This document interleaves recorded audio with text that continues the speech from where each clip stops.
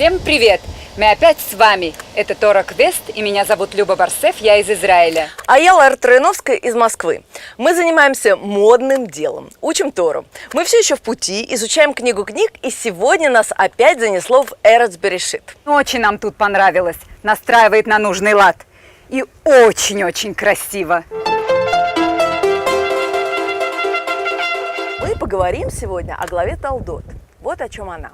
У Исаака и Ривки рождаются два сына, Яков и Исав, два брата-близнеца, два вечных антипода.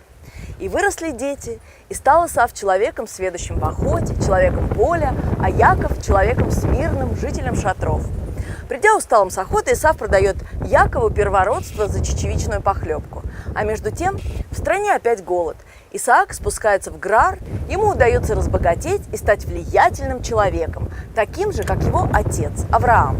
Исаак, чувствуя, что скоро умрет, хочет дать одному из сыновей, Эсаву, свое благословение, несмотря на то, что многочисленные жены Исава и сам Исав был душевным огорчением для Исаака и Ривки. Но Ривка затевает обман. За спиной старшего сына готовит любимое блюдо Ицхака, одевает младшего Якова в одежды старшего, и взяла Ривка любимое платье Эсава, старшего сына своего. Для большего сходства Ривка закутывает шею и руки сына в шкурки козлят, чтобы больше походил Яков на волосатого Исава, старшего брата. И благословил Ицхак Якова: «Будь владыкой братьям твоим, и да поклонятся тебе сыны матери твоей, проклинающие тебя прокляты, а благословляющие тебя благословенны».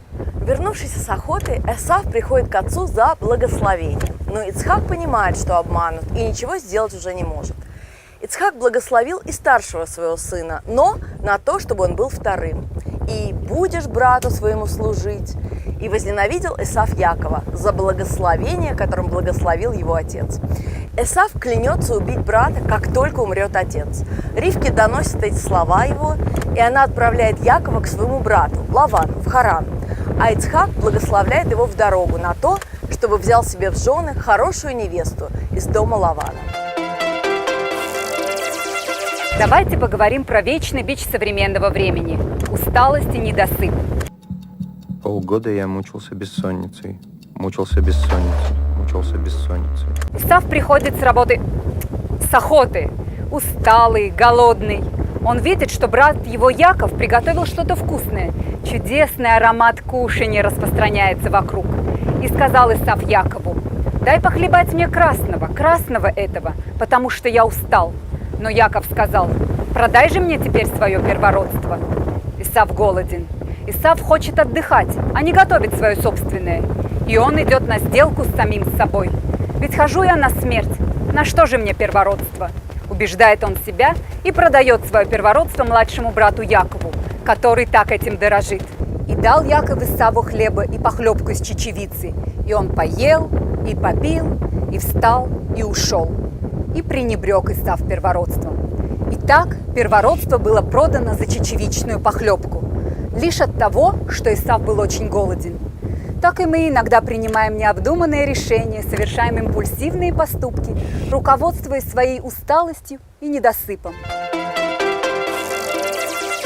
И хочется отдать должное нашему праотцу Исааку. Как мы помним, Авраам был стартапером. Он начинал великое дело. У него было видение, он был романтичен, но последователен. Первым всегда достаются слава и почет. Вторым быть не так почетно. Ты всего лишь продолжатель. Исаак приумножает богатство, доставшееся от отца. Он роет колодцы, точно так же, как поступал его отец.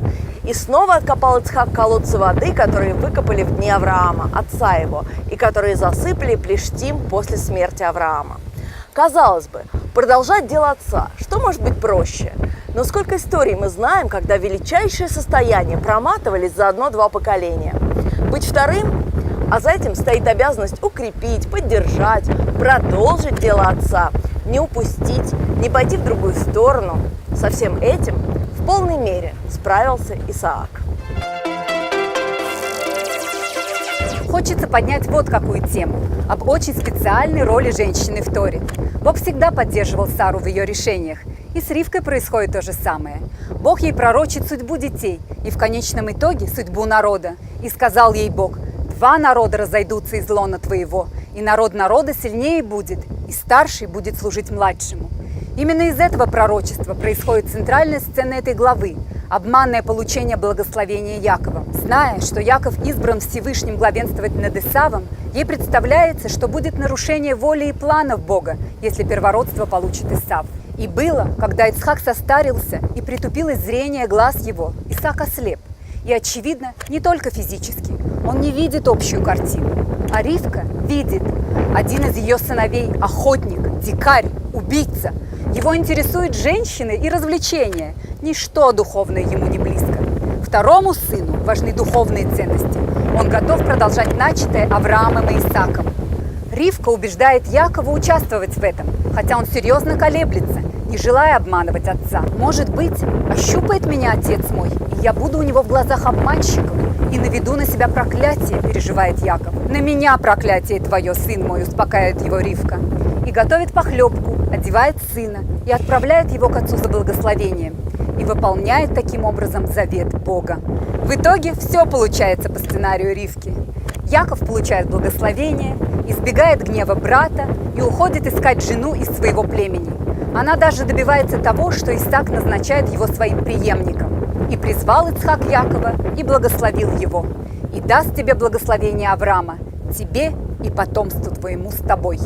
Заметим, в итоге все идет от Исаака. Благословение дает отец, но стоит за этим Ривка. Думаю, многие женщины узнают в этой ситуации себя. В этой главе Ривка проявила себя как женщина прекрасного ума, изобретательности и интуиции. А в выигрыше остался народ Израиля, который получил еще одного духовного лидера – Якова. Вопрос этой недели. А вы первопроходец или продолжатель дела? Какая роль вам кажется труднее? Можете заранее почитать главу следующей недели. Так вам будет даже интереснее послушать нас. Ссылка на отличный перевод Торы внизу. Оставайтесь с нами, подписывайтесь на наш канал, а мы продолжаем поиски смыслов и кувшинов. Тора затягивает. Пока-пока. До встречи через неделю.